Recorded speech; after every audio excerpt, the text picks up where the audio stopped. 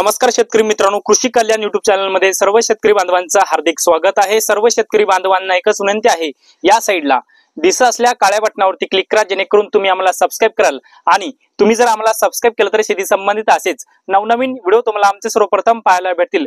तर शेतकरी मित्रांनो, चला तर व्हिडिओला सुरुवात करूया।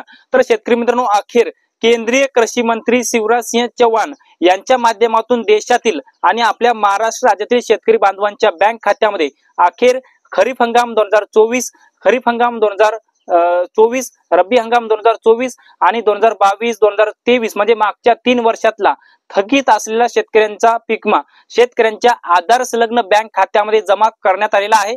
मित्रांनो, हा पीकमा तुम्हाला मिळालेला आहे का नाही आहे हे संपूर्ण अपडेट आपण या व्हिडिओच्या माध्यमातून घेऊयात। कोण्या जिल्ह्यामध्ये ट्रान्सफर झालेला आहे, कोण्या शेतकऱ्यांना मिळालेला आहे आणि त्या कोण्या पिकाचा पीकमा शेतकऱ्यांना भेटलेला आहे आणि हेक्टरी किती रुपये पीकमा भेटलेला आहे आणि तुम्हाला जर तो पीकमा आलेला नसेल तर तुम्हाला कधीपर्यंत पीकमा येईल याची सुद्धा माहिती आपण या व्हिडिओच्या माध्यमातून घेण्याचा प्रयत्न करणार आहे।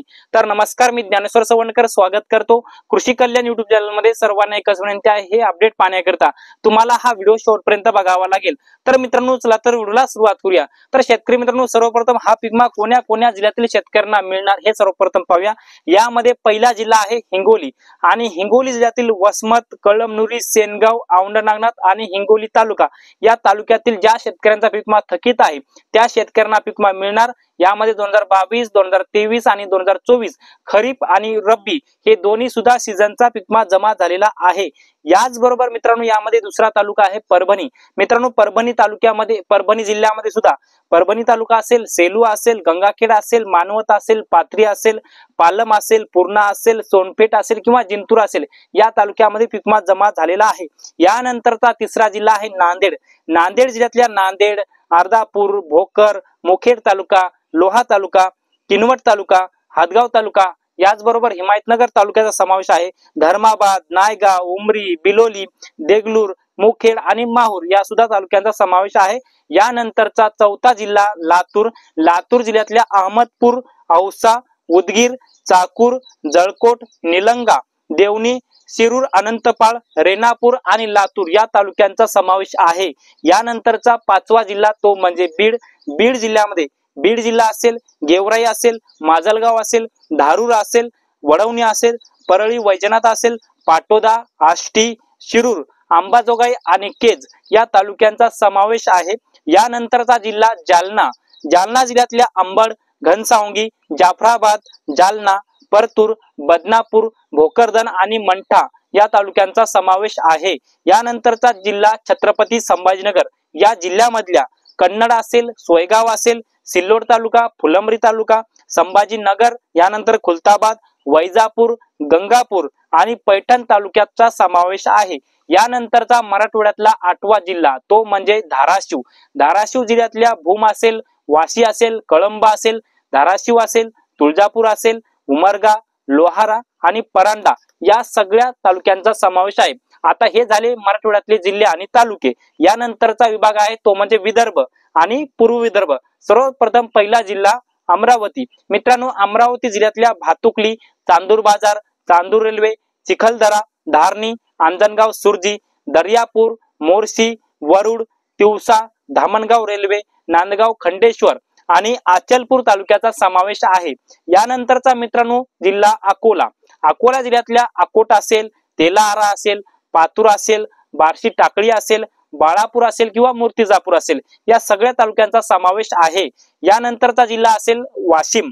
वाशिम जिल्ह्यातला कारंजा लाड तालुका, मंगरुळपीर, मानोरा, मालेगाव, रिसोड आणि वाशिम तालुक्याचा समावेश आहे। मित्रांनो, यानंतरचा जिल्हा बुलढाणा। बुलढाणा जिल्ह्यातल्या खामगाव असेल, चिखली असेल, जळगाव, जामोद असेल, देऊळगाव राजा, नांदुरा, बुलढाणा, मलकापूर, मेहकर, लोणार, शेगाव, संग्रामपूर आणि सिंदखेड राजा या सगळ्या तालुक्यांचा समावेश आहे। यानंतरचा जिल्हा यवतमाळ। यवतमाळ जिल्ह्यातल्या सगळ्या तालुक्यातल्या म्हणजे 16 तालुके, ज्याच्यामध्ये वणी असेल, मारेगाव असेल, पांढरकवडा असेल, घाटंजी असेल, राळेगाव असेल, बाबुळगाव तालुका असेल, कळंब, दारवा, नेर, दिग्रस, पुसद, महागाव, उमरखेड, झरी जामणी आणि आर्णी तालुक्याचा समावेश आहे। मित्रांनो, हे झाले विदर्भातले जिल्हे। आता पूर्व विदर्भातले जिल्हे बघूया, ज्याच्यामध्ये नागपूर जिल्हा आहे, याचबरोबर वर्धा जिल्हा आहे, याचबरोबर भंडारा जिल्हा, गोंदिया जिल्हा, चंद्रपूर जिल्हा, गडचिरोली जिल्हा, याचबरोबर पुढचा जिल्हा आहे तो म्हणजे अहमदनगर म्हणजेच पुण्यश्लोक अहिल्यानगर. या जिल्ह्यातल्या अकोले, जामखेड, कर्जत, कोपरगाव, नेवासा, पारनेर, पाथर्डी, राहाता, राहुरी, शेवगाव, श्रीरामपूर, श्रीगोंदा आणि संगमनेर तालुक्याचा समावेश आहे. यानंतर मित्रांनो नाशिक जिल्ह्यातल्या नाशिक, इगतपुरी, दिंडोरी, पेठ, सुरगाणा, देवळा, सटाणा, कळवण, चांदेवड, निफाड, सिन्नर, येवला, मालेगाव आणि नांदगाव तालुक्याचा समावेश आहे. यानंतरचा मित्रांनो धुळे जिल्हा. धुळे जिल्ह्यातल्या धुळे तालुका, साक्री, शिंदखेडा, शिरपूर, याचबरोबर मित्रांनो पुढचा जिल्हा नंदुरबार. नंदुरबार जिल्ह्यामध्ये नवापूर, शहादा, तळोदा आणि धडगाव तालुक्याचा समावेश आहे.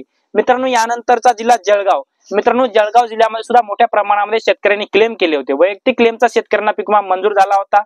2022 असेल, 23 असेल किंवा 24 असेल किंवा रब्बीचा असेल, हा पीक विमा मंजूर झाला होता या जिल्ह्यामध्ये, परंतु वाटप झाला नव्हता, परंतु अखेर तो वाटप झालेला आहे. आता मित्रांनो पुढचा जिल्हा सोलापूर. मित्रांनो सोलापूर जिल्ह्यामध्ये उत्तर सोलापूर, दक्षिण सोलापूर, अक्कलकोट, वाशी, पंढरपूर तालुका असेल, सांगोला असेल, माळशिरस, मंगळवेढा, माढा आणि करमाळा तालुक्याचा समावेश आहे.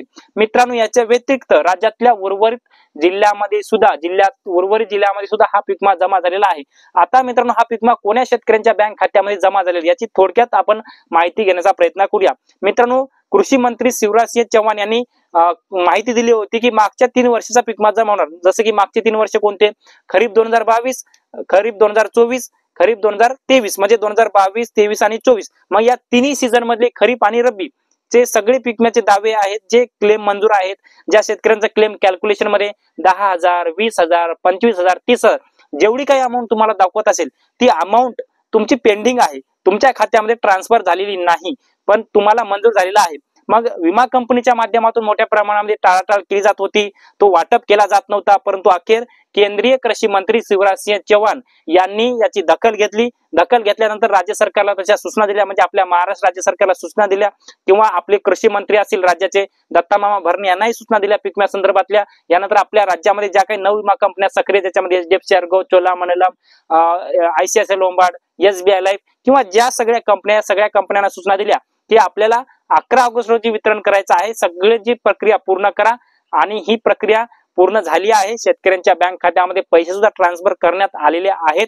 जवळपास ज्या शेतकऱ्यांना पीक विमा मंजूर होता परंतु तो थकीत होता, म्हणजे यील्ड बेसचा असेल, 75% असेल, पीक कापणी, पीक काढणी अंतर्गतचे जे अहवाल आहेत ते असतील किंवा मध्य हंगाम प्रतिकूल परिस्थिती असेल किंवा वैयक्तिक क्लेमचा असेल, हा सगळा पीक विमा थकीत होता. रब्बीचाही होता, म्हणजे खरीप 2024-25 साठी, रब्बी 2024-25 साठी 112 कोटी आणि खरीप हंगाम 2024-25 साठी जवळपास 821 कोटी आणि एकूण आपल्या महाराष्ट्र राज्याला जवळपास 921 कोटीचा पीक विमा जमा झालेला आहे. आणि अजूनही 8,000 कोटी संपूर्ण देशाला वाटप होणार आहेत अशी माहिती कृषी मंत्र्यांनी दिलेली आहे. आणि हा पहिला टप्पा आहे असं सुद्धा कृषी मंत्री बोलताना सांगत आहेत. तर मित्रांनो हा व्हिडिओ कसा वाटला कमेंट्स मध्ये नक्की कळवा आणि ही पीक विम्याची माहिती संपूर्ण शेतकरी बांधवांपर्यंत नक्की शेअर करा.